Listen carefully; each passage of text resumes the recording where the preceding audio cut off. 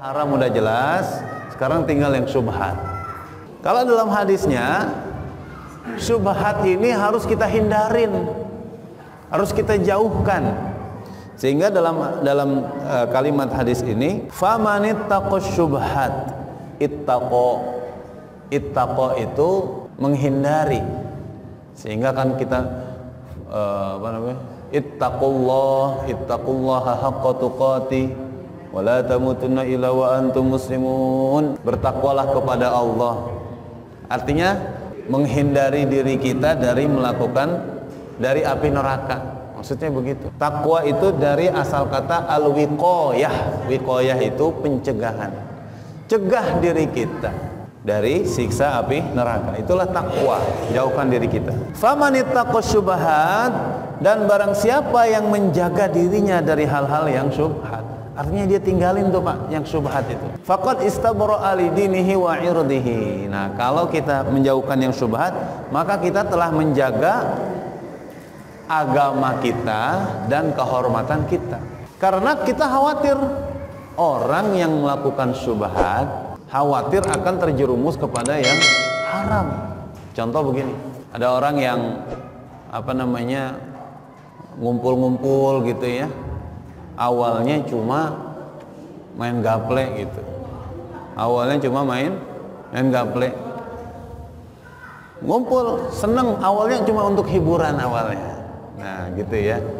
Kemudian lama-kelamaan saking senengnya menjadi judi. Ini orang yang mendekati syubhat ini. Melakukan syubhat, lama-kelamaan dia akan terjerumus kepada yang haram. Begitu. Ada tontonan misalkan awalnya pengen tahu aja, ini tontonan apa sih, dia lihat, lama-lama dia nikmatin. Nah, misalkan ada kontes-kontes apa gitu ya Bu ya, lama-lama dia menikmatin. Akhirnya yang tadinya dia cuma ragu-ragu datang enggak, tapi karena dia pengen datang cuma sebentar deh, cuma pengen ngelihat, tapi keterusan akhirnya jatuh kepada yang haram. Itu syubhat namanya. Awalnya kita anggap remeh. Ini kan syubhat, ini nggak jelas. Nggak apa-apa deh, sedikit-sedikit. Tapi lama-kelamaan akhirnya dia keterusan dan masuk kepada syubhat. Itulah syubhat. Maka harus kita hindarin. Rasul memberikan perumpamaan dalam hadis ini tentang syubhat, Bapak Ibu. Seperti tadi, sekiranya kita mempunyai gembalaan kambing nih, kita bawa kambing ini ke padang rumput milik kita, tanah milik kita satu petak gitu. Ini kambing kita taruh di situ, kita ikat di situ. Tapi kalau ngikatnya kita agak ke tanah-tanah orang, memungkinkan nggak kambing kita ngambil rumput di tanah orang? Memungkinkan nggak Bu? Memungkinkan. Kalau kita ikat di tengah-tengah, dia udah nggak bisa kemana-mana. Tapi kalau ikatnya di pinggir, di pojokan tanah kita, ini memang sengaja supaya kambing kita juga ada kesempatan ngambil rumput di tanah orang. Gitu. Itulah syubhat. Awalnya kita cuma serempet-serempetan doang, tapi lama-lama akhirnya kita mengambil yang haram. Maka syariat agama kita dengan yang syubhat ini hati-hati, ditinggalin aja. Kalau kita meninggalkan yang syubhat, maka kita akan selamat agama dan kehormatan kita. Nah, di dalam hadis ini Rasul menjelaskan, la ya'lamuhunna katsirun minan nas. Hal yang syubhat ini tidak banyak diketahui oleh orang. Tidak banyak diketahui oleh orang. Bukan berarti nggak ada orang yang tahu, bukan berarti nggak ada orang yang tahu gitu ya. Banyak orang yang tahu. Siapa mereka? Orang yang paham hukum. Nah, kalau kita baca buku jarang baca buku ya Bu ya, jarang baca Al-Quran, jarang baca hadis, tidak memahami banyak hukum fikih gitu, berarti kan pemahaman kita ini pemahaman yang belum banyak. Akhirnya tentang sesuatu itu kita menjadi syubhat. Ini boleh nggak ya kayak begini? Contohnya misalkan ada arisan arisan seperti ini boleh apa tidak ya, gitu. Atau misalkan ada arisan kurban boleh apa tidak. Kalau kita tidak punya panduan ilmu hukum fikihnya, maka itu kan kita ragu-ragu, ya nggak Pak? Antara ini dibolehin atau ini arisan yang haram. Maka kita jangan memaksakan diri, jangan udah deh nggak apa-apa, yang penting jalan aja. Nggak boleh begitu. Kita harus tahu statusnya dengan jelas. Tanya kepada para ustadz, orang yang paham agama, orang yang paham hukum. Tanya nih, gitu. Misalkan kita punya tabungan, Pak Ustadz, saya punya tabungan di bank konvensional, di bank bukan di bank syariah gitu ya. Misalkan saya punya tabungan, saya nabung setahun yang lalu itu 50 juta. Saya lihat hari ini udah setahun ya, saldonya jadi 55 juta misalkan. Ada lebihan berapa itu, Bu? Lebihan berapa tadi? 5 juta. Nabungnya bukan di bank syariah ya, di bank konvensional. Kita yang nggak tahu hukum, ini kan jadi subhat, bener nggak? Ini 5 juta halal apa haram? Ya kan? Halal apa haram? Kita nggak tahu hukumnya tuh, nggak pasti. Karena apa? Kita nggak tahu dasar hukumnya.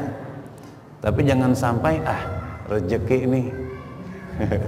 Jangan langsung begitu. Kita harus mengetahui statusnya uang 5 juta ini dengan pasti. Karena kita nggak tahu dasar hukumnya, maka mari kita tanya kepada mereka yang lebih menguasai hukum fikih. Tanya, Pak Ustadz, ini saya punya tabungan 50 juta setahun yang lalu. Tahun ini saya cek jadi 55 juta.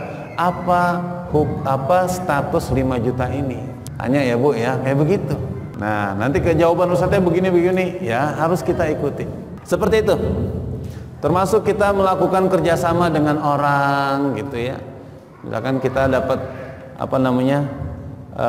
ada orang yang ayo investasi nanti bulan depan atau setahun 2 bulan nanti langsung ada hasilnya gitu. Itu kan kita gampang tergiur, bener nggak Ibu? Gampang tergiur. Investasi 10 juta nanti setiap bulan akan ada hasilnya 200.000 atau 500.000 gitu. Itu kita gampang tergiur tuh, kayak model-model begitu. Mudah tergiur karena kita nggak ngapa-ngapain, kita dapat hasil, uang kita aman. Tanpa kita tanya dulu, ini sistemnya apa, kan gitu. Sistem kerjasamanya apa, memakai akad apa. Padahal di dalam hukum kita ini ada akad-akad syariah, akad yang jelas. Ada akad mudharabah, musyarakah, murabahah, dan seterusnya. Kalau kita nggak nanya itu, kemudian kita udah main ikut aja deh, nanti dapat hasil yang banyak. Ini kan syubhat, Bapak Ibu. Syubhat dari segi apa? Minimnya pemahaman kita tentang hal tersebut, tapi kita nggak mau bertanya kepada orang yang lebih faham. Nah, itu namanya syubhat. Hal-hal yang meragukan bagi kita, supaya tidak syubhat, tanya status hukum kepada yang mereka lebih faham. Gitu. Itu syubhat. Kalau kita menghindari yang syubhat, kita akan terhindar dari yang haram. Ini memang begini Pak, syariat itu kan aturan.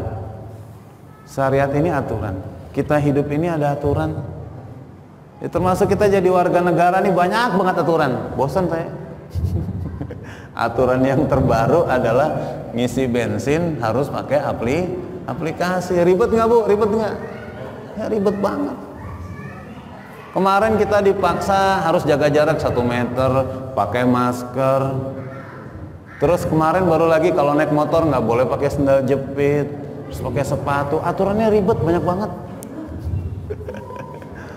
Itu resiko jadi warga negara Indonesia gitu. Diikutin nggak Bu? Diikutin nggak? Diikutin. Itulah kita menjadi seorang muslim, menyatakan asyhadu alla ilaha illallah wa asyhadu anna muhammadur rasulullah. Maka konsekuensinya adalah kita harus mengikuti aturan Allah. Aturan Allah itu bentuknya syariat. Syariat itulah ada yang halal, ada yang haram, ada perintah, ada larangan, diikutin dan dijauhin gitu ya. Kalau ibu menjadi warga negara yang baik, ada wajib pajak, dibayar nggak? Bayar. Menjadi muslim yang baik, wajib membayar zakat, dibayar nggak? Lupa katanya. Kalau pajak otomatis dipotong gajinya karena dipaksa, bener nggak? Dipaksa. Sekarang kalau bayar zakat dipaksa apa tidak? Tidak, kesadaran sendiri, ya nggak? Kesadaran sendiri. Nah, alhamdulillah rabbil alamin. Itu halal, haram, syubhat. Halal jelas, haram jelas. Syubhat kita ragu-ragu, maka harus tanya kepada yang lebih paham. Jangan asal-asalan aja ya, kita tanya dulu, harus jelas statusnya gitu. Alhamdulillah rabbil alamin. Ini hadis yang ke-6, sangat penting bagi kita, mudah-mudahan bermanfaat. Dan saya akhiri, wabillahi taufiq wal hidayah.